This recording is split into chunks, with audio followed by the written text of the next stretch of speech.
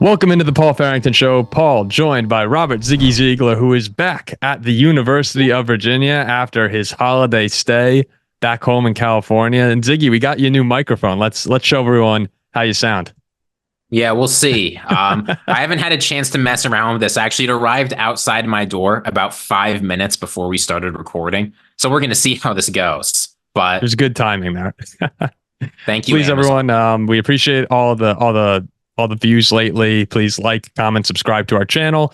We've been enjoying doing all the wild card previews. Packer content has continued to do really well. It's hysterical. We'll put up a Packer video, and next thing you know, we see all these comments coming in, and Packer fans saying that we're closet Packer fans, and Ziggy might be.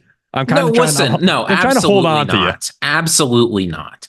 For some reason, there seems to be a belief that I'm a Packers fan going around. I categorically deny these allegations. This is ridiculous. I am not the kind of person to be a Packers fan. You can tell it's getting to me because I'm wearing my Vikings gear here because if Green Bay wins, I said I'd show up to the next show in Packer attire. So I'm making sure that I get evidence out there that yes, I am a Viking fan. Like let's get one thing clear here. It just so happens that Packer content does really well. So here we are doing another Packer show, and also a thank you to Packer Nation. We put up the Jordan Love shirts in our last video, and like they're flying off the shelf now. A bunch of people are buying our I Heart Love shirts. I'll throw it on screen right here. You could go to paulfarringtonshow.com and get one if you want. Who doesn't love Jordan Love besides Ziggy has every other NFC North team? This is the problem. Now that Love's good, I can't wear it anymore because people will think I'm supporting the Packers. It was nice when Love was okay and the Packers weren't making the playoffs. Now that it's time for them to play Dallas in the wild card round. Oh, I remember the first time you wore that shirt, you were mocking Jordan Love in mid-season. And I guess that's how it works with us, though. It always comes back to bite us in the ass. But again, thanks for watching, everyone. We have three keys to the Packers taking down the Cowboys, pulling off the upset in AT&T Stadium, where, as many Packer fans made us aware, Green Bay is undefeated. So let's start with the first key to a Packer win here. And Ziggy, it should be no surprise to anyone. It's slow down Micah Parsons, who has been an absolute monster this season. He leads the league in quarterback pressures. He leads the league in pass rush win rate at 35%. All of this while being the most double-teamed edge rusher in the NFL on 35% of his rushes. So Micah has just been an absolute monster this year. And when you listen to Matt LaFleur talk about him, he uses words like game wrecker, freak show. He talks about that Cowboys defensive line as creating carnage in front of the quarterback. I thought that was just an unbelievable line to have talked about a team's defensive front. You know, that's like the ideal compliment that you could have if you're a Cowboys fan. But despite Micah Parsons being arguably the best player in football, not just the best defender, not just the best edge rusher, when he is able to be neutralized, this Cowboy offense or this Cowboy defense, they can struggle a bit up front. Yeah, absolutely. I mean, you look at the games where Micah Parsons hasn't gotten a sack this year and played more than 40 snaps. So I'm not talking about like the Giants blowout. There have been 4 of those games: Detroit, Buffalo, Seattle, and San Francisco. And you look at those games, I mean, the Cowboys are 2-2. That's not the worst record, but they were arguably the 4 worst performances from the Cowboys all season, right? Detroit, they probably should have lost. With the Buffalo and San Francisco games, meltdowns. Seattle, you let Geno Smith come in and put up 35, right? They can't have that kind of a performance in the playoffs. But then you look at the Packers tackles, and they've performed much better, I think, than a lot of people realize. Zach Tom, he hasn't been an all-pro, but he's been pretty close. He's been one of the best right tackles in the entire NFL in the second half of the season. And Rasheed Walker, not a slouch either. Not quite as good as Tom, I think. But considering he was taken in the 7th round just a couple years ago, he's certainly someone who's shown the potential to be able to handle someone like Micah Parsons. Dude, for 2 second-year players, as we were doing our research before the show today, I was just looking at, PFF grades when these guys were drafted, just refreshing my memory on it. And I saw Rasheed Walker's 7th round pick, and more frustratingly, Zach Tom as a 4th round pick in the 2022 NFL draft. The dude's had 1,068 snaps this year, allowed 2 sacks, only 3 penalties. It's like, Of course, Green Bay is finding these gems at along offensive line while it's taken the Vikings, like 7 years to finally have a stable unit this season. But well, yeah, and it's not as though these guys haven't played against good competition. You can go back and look at the Steelers game, right? Zach Tom, I watched the tape on this. He was regularly one-on-one against TJ Watt, who many Steelers fans will tell you is the best edge rusher in the league. And certainly he's one of the best players. And Zach Tom, he gave up 0 sacks. He gave up just 1 quarterback hit, only a couple of pressures. So I get that, like, you don't want Jordan Love getting hit at all, but to give up only 2 pressures against one of the best edge rushers in the entire league, that's got to give you some confidence that he can actually pull it off against Micah Parsons. I remember in the show we had just a couple of days ago, you were talking about this, and I still think it's saying that anyone will succeed against Micah Parsons is a pretty bold assumption, but Zach Tom has had the games this year and the stats to support that claim. The Green Bay offensive line as a whole, the 3rd fewest sacks allowed in the league at 30. They have the 3rd best pass rush win rate allowed against them in the NFL. So I know a lot of people are coming into this game saying that the Cowboys might be able to dominate them up front, and that doesn't seem to be the case to me. I think Green Bay has a chance to hold their own against that, carnage creating group that Matt LaFleur has talked about. But that's going to be, one of the key matchups to watch for the entire game. In games where Jordan Love has been sacked 2 or more times this year, the Green Bay offense is only scoring 18 points per game. Drastic turn from when when he's not. But I can't wait to watch that up front. I think Micah Parsons, he's the real guy that we've circled during this little segment here. When you watch him, and it's mostly going to be Packers fans watching this. You go back and watch Cowboys games this year. He is one of the most enjoyable players in the NFL to watch. Up there with Aaron Donald, your guy Ziggy. I mean, these guys just destroy games, and it's unbelievable. So if Zach Tom or Rasheed Walker, I'd imagine that Dan Quinn's going to try and match him up with Rasheed Walker a little bit more than Tom. That's what you circle, because Jordan Love's been great this second half of the season. You got to give him a little time. We can move on to the second key now, and this is another guy who can help out Jordan Love to have a big game. And it's one of the most underrated players in the NFL, in my opinion, is Aaron Jones. He is just, we talked about alpha players and how CeeDee Lamb's the alpha for Dallas. You have guys like A.J. Brown, Justin Jefferson around the league, Amon-Ra St. Brown in Detroit. And we said the Packers don't exactly have that. And a lot of you guys came into the comment section and said, hold on a second, Paul. Hold on a second, Ziggy. We do. And his name is Aaron Jones. And I'll give it to you. I mean, the guy is unbelievable. Over the past 3 weeks, he's gone over 100 yards rushing in each game. There are 4 games this year where Aaron Jones has had 100 or more total yards. Those games are Chicago, both times, Carolina, and Minnesota. He had 99 against the Rams. To no surprise, Green Bay is 5-0 in those games. He's dominated Dallas his entire career, 3-0 against them. Listen to these numbers, Ziggy. And one of these games pissed me off so much, man. In 2017, 134 total yards and a touchdown. 2019, I'm playing against Aaron Jones, who is going to Dallas, and I'm playing against him in fantasy. 182 total yards and 4 touchdowns. I remember him after scoring the 4th touchdown going 4 into the camera, and I thought he was actually just mocking me because our friend, we all know Jack. We were playing against Jack in fantasy, and Jack was mounting a ridiculous comeback. And then last year, 156 yards and a touchdown. Packers won all 3 of those games. Aaron Jones, though, when you're watching him this weekend, how do you think he's going to be able to help open things up for Jordan Love? The thing about Aaron Jones is he's not a particularly explosive runner, right? If you look at explosive run percentage, he's only the 55th best running back in the league. But you look at his success rate, right? Which is the number of runs that generate on 1st and 2nd down, either half the yards you need for another 1st down, or on 3rd and 4th down, all the yards. He's 2nd in the entire league, behind only Christian McCaffrey, right? So this is a guy who can consistently get you yards up front. And the thing about a guy like that that's really important, especially against the Cowboys run defense, where at the first level they've been pretty good, but the second level there's some weakness, is once Aaron Jones gets going, if he's able to get going, we talked about Micah Parsons again. That forces Micah Parsons to respect the run a little bit. As much as his versatility is helpful, he plays defensive end or he plays middle linebacker. If you're forcing the Cowboys to put some of their better players on respecting Aaron Jones, that's less effort you can put in the pass rush, right? You can't just have your guys sit back, pin their ears every play, and go after Jordan Love. So Aaron Jones consistently generating yards. He doesn't need 30, 40-yard rushes. He doesn't need to do anything crazy. What he needs to do is what he's done the past few weeks. On first and second down, consistently generate the yardage that gets you closer to a first. You do that, you set up play action, you set up the ability for Jordan Love to take some shots. Everything starts running better for the Packers offense. Yeah, and if you could get the Cowboys to respect the run game too, have those safeties creep down a little bit, that's when you could take your shot. And Green Bay doesn't do it a whole lot. In the beginning of the year, I felt like they were attacking downfield more than they have recently.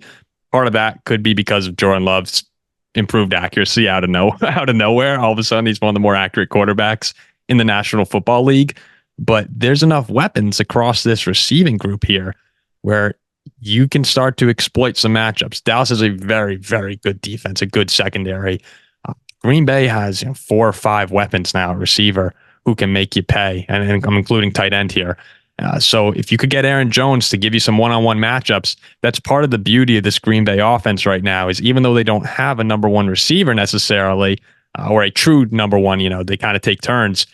When you have that many guys who are contributing at such a high level, it could be Wicks, it could be even Melton in some situations, Dobbs, doesn't matter. If they get a one-on-one, Jaden Reed, they might win that matchup. So you kind of have to be careful with this. Pick your poisons for the Cowboy defense if they wind up being forced into one-on-ones because of Aaron Jones.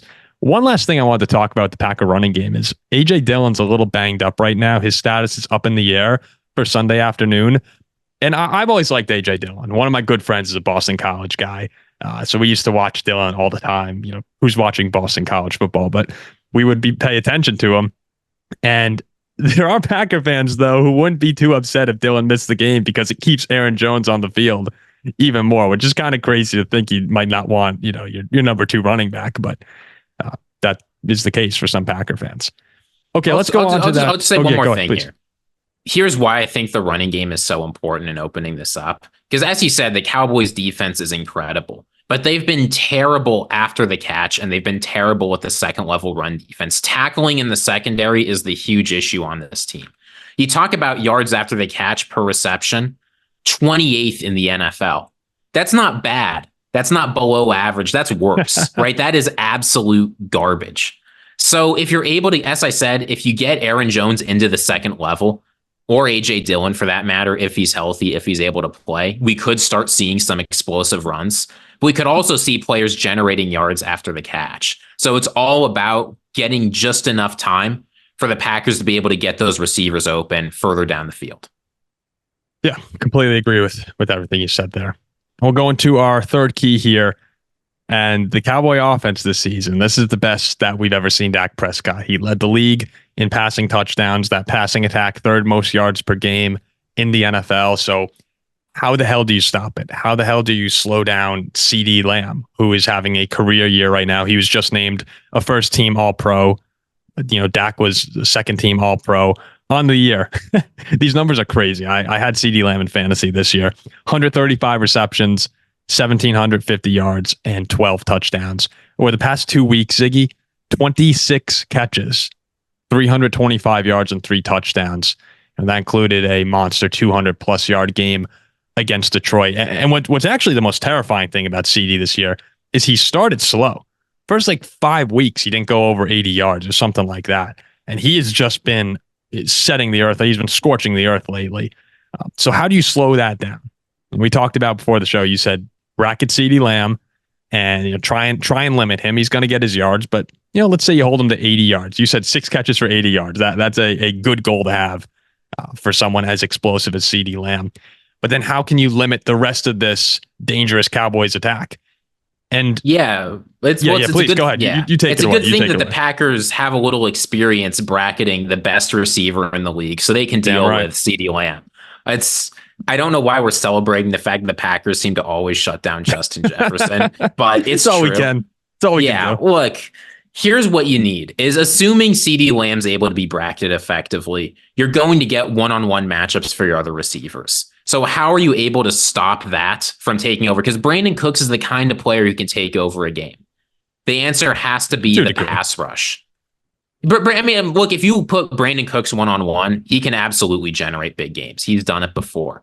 The way you beat that is pass rush, right? And the Packers have the talent to do this, right? Kenny Clark and Rashawn Gary are both top 12 at their position in the NFL in sack percentage. They've generated a lot of pressures. Like it seems everyone else on this team, Preston Smith has really come alive the past few weeks and started performing like the Packers were hoping. So there's enough talent here to generate some pressure. If you can get to Dak and get that pressure, it's going to be harder for the other receivers around Dak to produce. Yep. And Preston Smith, who you mentioned, past 3 games, 12 pressures and 3 sacks for him. He's come on. Kenny Clark is having one of the better seasons of his career as well. If you let Dak sit back there unaffected, he's going to pick you apart. That's just going to happen. This season, Dak has proved a lot of people wrong, and that he's one of the better quarterbacks in the NFL. Like he's having a top 5 season at the end of the day. Second team All-Pro for a reason. Another guy I like on this Cowboy offense, who we haven't mentioned, I don't think all season long, is Jake Ferguson, who most Packer fans are probably aware of from his time at Wisconsin.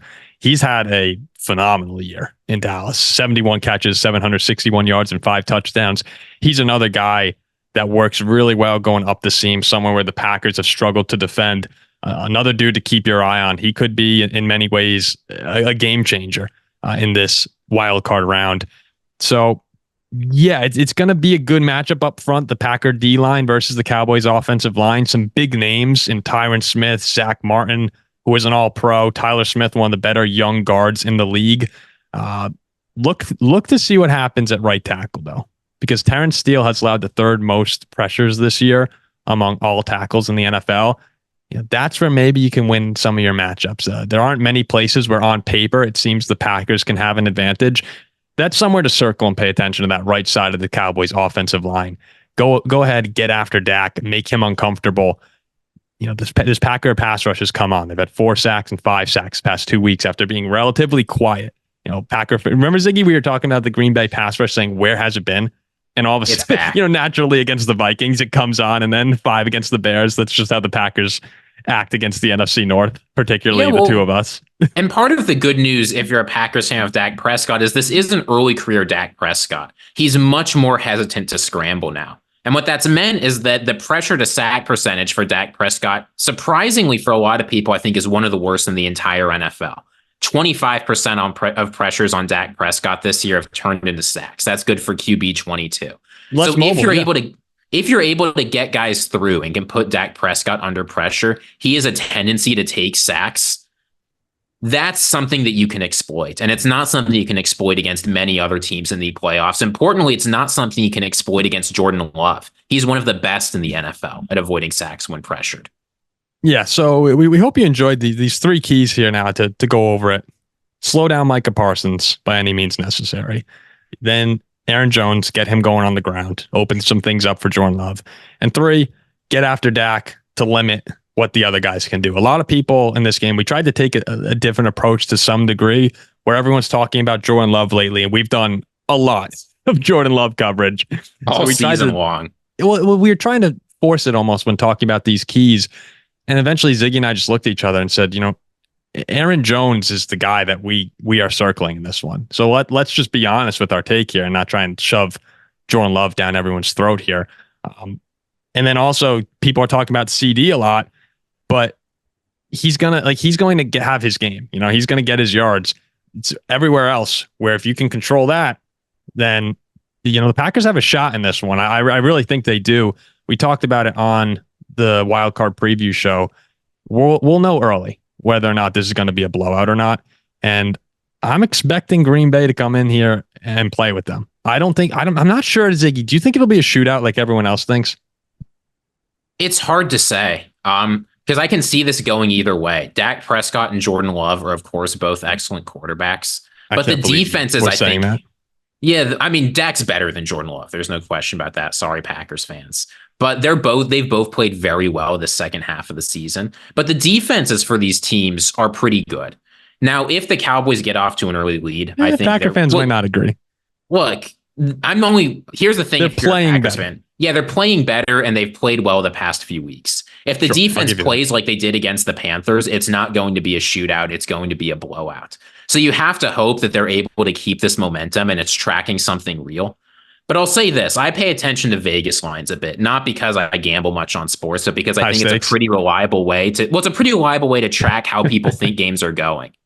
And every single line this weekend it opened up towards the favorite, except for Cowboys-Packers. That line's actually shrunk towards the Packers. So there's some belief among the people who really know what they're talking about, who like bet hundreds of thousands of dollars on these games, that the Packers have a chance here, or at least a better chance than folks are giving them credit for. Are you the one moving that line?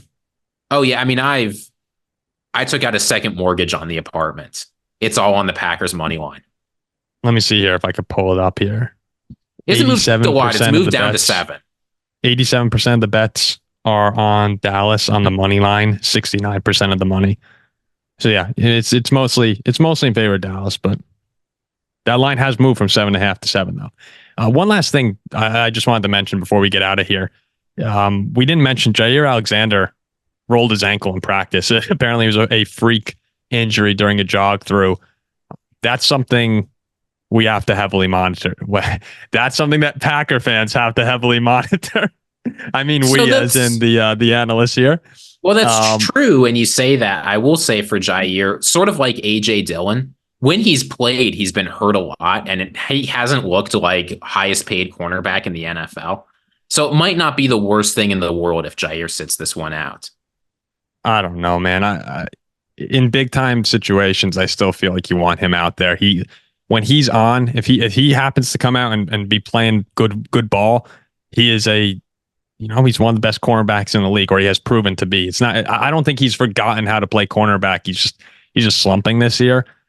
If you can have Jaire out there or not, I'd put him there.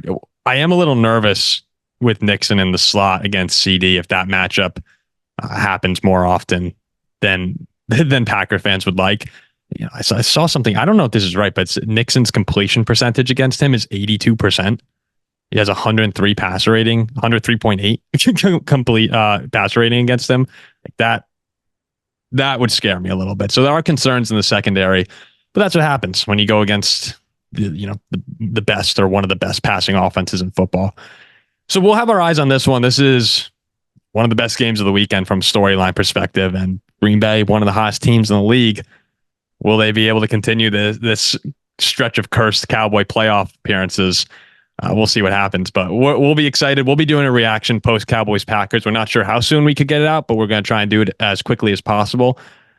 Until then, Ziggy, this is the only game, maybe one of the only teams where if the Packers won, I wouldn't be devastated. The Cowboys. I do not. Who wants to see the Cowboys win? No one wants to see the Cowboys win except Cowboys. No, the Packers still rank higher on my hate index of teams.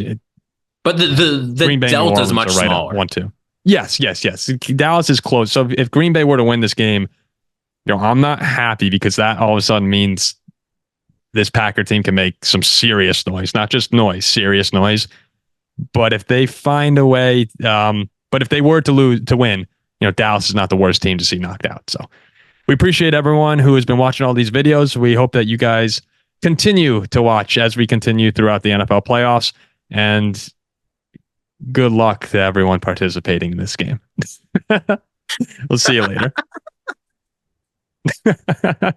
Good luck to everyone participating in this game. Yeah, I'm not about to throw out a good luck to Packers fans. Yeah, no, good. No, that's right. That's right.